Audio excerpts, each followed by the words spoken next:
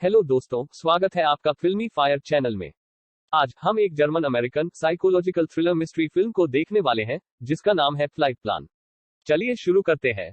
Kyle Pratt के लिए यह एक कठिन समय है। काइल एक अमेरिकी विमान इंजीनियर है, जो हाल ही बर्लिन में अपने पति की मृत्यु के बाद विधवा हो गई हैं। उसे अपने पति के शव को अपनी 4 साल की बेटी जूलिया के साथ अमेरिका की फ्लाइट में ले जाना है। काइल को एंजाइटी की शिकायत है। उसकी एंजाइटी से लड़ने में मदद करने के लिए काइल अपने डॉक्टर द्वारा बताई गई गोलियां लेती है। अगली सुबह बाहर बर्फ पड़ रही है। उन्हें हवाई अड्डे पर ले जाने के लिए एक टैक्सी उनका इंतजार कर रही है। हवाई अड्डे पर काइल ने जूलिया को खो दिया और वह घबराती है। वह अजनबियों, विदेशियों, वयस्कों को देखती है, लेकिन बच्चे के आकार का कोई नहीं। वह फिर मुड़ जाती है तो उसे जूलिया दिखाई देती है। गुस्से भरे लहजे में वह उसे सलाह देती है कि उसकी अनुमति के बिना इधर उधर न भटके। काइल और जूलिया जल्द ही एक विमान में सवार होंगे, जिसे काइल ने डिजाइन करने में मदद की थी। वे केबिन में प्रवेश करने वाले पहले व्यक्ति हैं। जूलिया अपनी खिड़की से बाहर देखती है, फिर वह उस खिड़की को अपनी सांस से भाप देती है और भाप में उसकी उंगली से एक छोटा सा दिल खींचती है। फिर काइल थोड़ी देर के लिए सो जाती है। अपनी झपकी से जागकर उसे पता चलता है कि जूलिया अपनी सीट से गायब हो गई है। काइल अन्य यात्रियों से पूछने की कोशिश करती है, लेकिन किसी भी यात्रियों ने जूलिया को नहीं देखा है। एक फ्लाइट अटेंडेंट को लगता है कि जूलिया अपनी उम्र के बच्चों के साथ खेल रही होगी।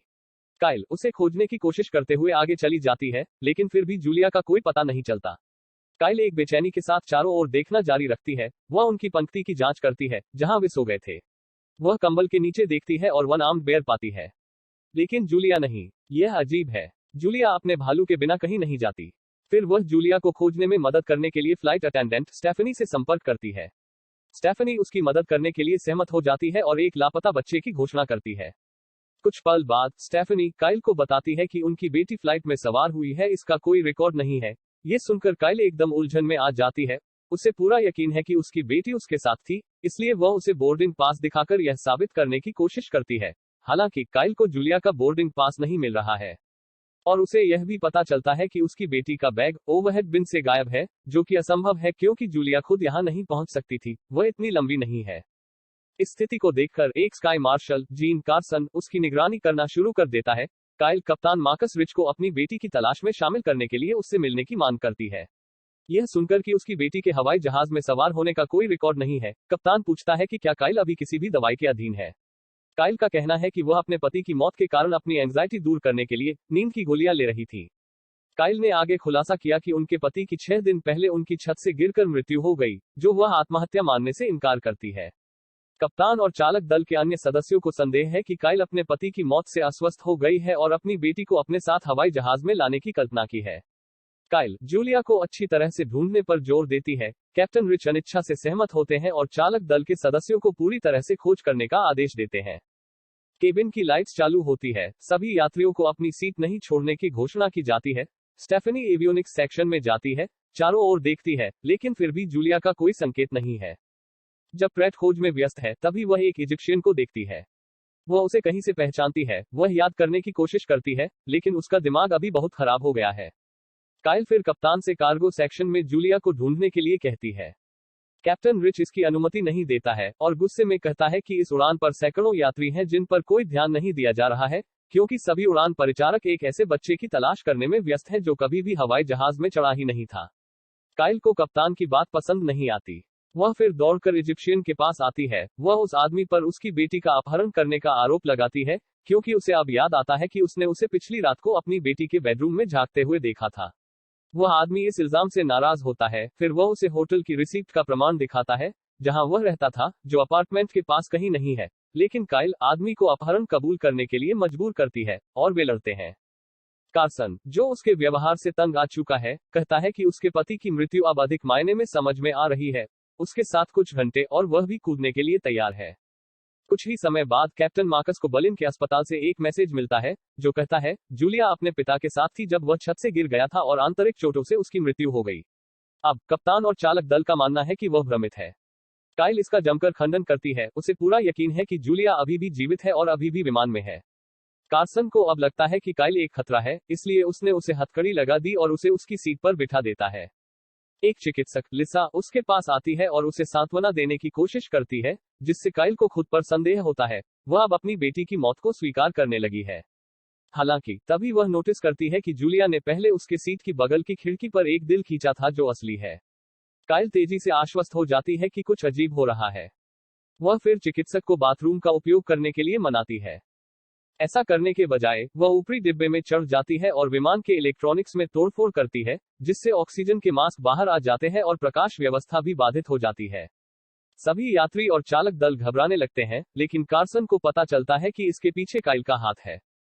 वह इस मौके का फायदा उठाकर लो अफ्रेड डेक में चली जाती है। उसे वहां अपने पति का ताबूत मिलता है। उसे लगता है कि जूलिया अंदर है, इसलिए वह डेविड के ताबूत को खोलती है, लेकिन उसे केवल अपने पति का शरीर मिलता है, बाकी और कुछ भी नहीं। कार्सन उसे ढूंढता है, उसे हथकड़ी पहनाता है और उसे वापस ले जाता है और उसे बताता है कि उड़ान गूंज बे हवाई अड्डे पर आपातकालीन स्टॉपओवर कर रही है, जहां उसे हिरासत में ले लिया जाएगा। जैसे ही उन्हें उनकी सीट पर ले जाया जाता है, लोग तालियां बजाने लगते हैं। इजिप्शियन सहित कुछ अन्य उसे घूरते रहते हैं। काइल पिछली पंक्ति में पहुंचती है, जहां वह रुकती है और वहीं बैठ जाती है। काइल कार्सन से अंतिम निवेदन करती है कि उसे लैंडिंग के समय विमान की तलाशी लेनी है। कार्सन एक पल के लिए सोचता है, फिर कप्तान से बात करने का फैसला करता है। हालांकि कप्तान से बात करने के बजाय वह फ्रेट डेक पर चुपके से उतर जाता है। वहां वह डेविड यानी काइल के पति के ताबूत में छुपाए गए 2 विस्फोटक और एक डेटोनेटर को निकालता है। फिर वह एवियोनिक्स सेक्शन में चढ़ जाता है और विस्फोटकों को मंच के किनारे से जोड़ देता है, जहां जूलिया को दिखाया जाता है, जो कि सो रही है। इस वक्त हमें पता चलता है कि इस सब के पीछे कार्सन का हाथ है। कार्सन और स्टेफनी ने $50 मिलियन की फिरौती के लिए विमान को हाईजैक करने की साजिश रची है और वह काइल को फंसाना चाहते हैं। उन्होंने काइल को ताबूत अनलॉक करने के लिए मजबूर करने के लिए जूलिया का अपहरण कर लिया था, जहां उसने विस्फोटक और डेटोनेटर रखे थे। कार्सन कप्तान को बताता है कि काइल एक अपहरण करता है और विमान को उड़ाने की धमकी दे रही है, जब तक कि एयरलाइन बैंक खाते में $50 मिलियन ट्रांसफर नहीं करती है। कार्सन स्टेफनी को बताता है कि वह विमान को बम से उड़ाने का इरादा रखता है, जिससे बेहोश जूलिया की मौत हो जाएगी और काइल को मारकर उसके हाथ में डेटोनेटर छोड़ देगा। काइल को अभी भी जो कुछ हुआ है उस पर विश्वास नहीं हो रहा था। वह चिंतित होकर खिड़की से बाहर देखती है। इमरजेंसी लैंडिंग के कारण अन्य यात्री असमंजस में हैं। लैंडिंग के बाद यात्री विमान से बाहर निकलते हैं। जैसे ही कप्तान बाहर जाने के लिए निकलता है, काइल कप्तान का सामना करती है, जो गुस्से में उसे बताता है कि फिरौती का भुगतान किया गया है। इससे काइल बहुत भ्रमित हो जाती है। जल्द ही उसे पता चलता है कि यह सब कार्सन का काम है। वह सच्चाई को मोड़ने के लिए स्थिति का उपयोग करता है और ऐसा लगता है जैसे काइल एक आतंकवादी है। इस सच्चाई को समझते हुए काइल ने अपहरणकर्ता की भूमिका का लाभ उठाने का फैसला किया। वो कार्सन को प्लेन पर सवार रहने के लिए कहती है और बाकी लोगों को जाने को कहती है। कार्सन झिझकता है, लेकिन उसे पता है कि अगर वह मना कर देता है तो लोगों को पता चलेगा कि इसके पीछे उसी का हाथ है। जैसे ही विमान का दरवाजा बंद होता है, काइल फायर एक्सटिंग्विशर से कार्सन को बेहोश कर देती है और उसे हथकड़ी लगाती है और डेटोनेटर को उसकी जेब से निकाल लेती है। स्टेफनी जो छुपी थी वह बाहर आती है। कार्सन होश में आता है। वह काइल का पीछा करता है और गोलियां चलाता है। काइल खुद को कॉकपिट में बंद कर लेती है। वह विमान का एक हैच दरवाजा खोलती है और उसे बेवकूफ बनाने के लिए एक बाइंडर बाहर फेंकती है। कार्सन ऊपर की गड़गड़ाहट सुनता है और निकल जाता है। काइल बाहर निकलती है और स्टेफनी का सामना करती है। काइल उसे घूंसा मारती है। वो घबरा जाती है और तुरंत विमान से भाग जाती है। काइल अपनी बेटी की तलाश करते हुए एवियोनिक्स तक पहुंचती है और वो जूलिया को वहां बेहोश पाती है। वह तुरंत उसे गले लगाती है और उसे ले जाती है। कार्सन जल्द ही उसका पीछा करता है और खोज करते समय बताता है कि उसने ही ताबूत के अंदर से विस्फोटक की तस्करी के लिए उसके पति की हत्या कर दी थी, क्योंकि वो जानता था कि ताबूत को चेक पॉइंट पर स्कैन नहीं किया जाएगा। काइल तुरंत ही जूलिया को विमान के गैर ज्वलनशील जगह में ले जाती है। उसके हाथ में डेटोनेटर भी होता है। दरवाजा बंद करते समय ही कार्सन उस पर गोली चला देता है। अब काइल गैर ज्वलनशील जगह में सुरक्षित है। यह जानकर वो डेटोनेटर की मदद से विस्फोटकों का विस्फोट करती है। इससे विमान में विस्फोट होता है और कार्सन की मौत हो जाती है। यात्री और चालक दल सदमे में विस्फोट को देख रहे हैं। कुछ क्षण बाद काइल अपनी बेटी के साथ दिखाई देती है। जैसे ही काइल अपनी बेटी को बाहर ले आती है, सभी यात्री हैरान रह जाते हैं, यह महसूस करते हुए कि वह पूरे समय सच कह रही थी। अगली सुबह हवाई अड्डे के टर्मिनल पर कैप्टन रिच आता है और काइल से अपने संदेह के लिए माफी मांगता है। स्टेफनी को एफबीआई के अधिकारी गिरफ्तार करते हैं। एक अधिकारी उन्हें सूचित करता है कि बलिन मुर्दाघर के निदेशक को भी गिरफ्तार कर लिया गया है।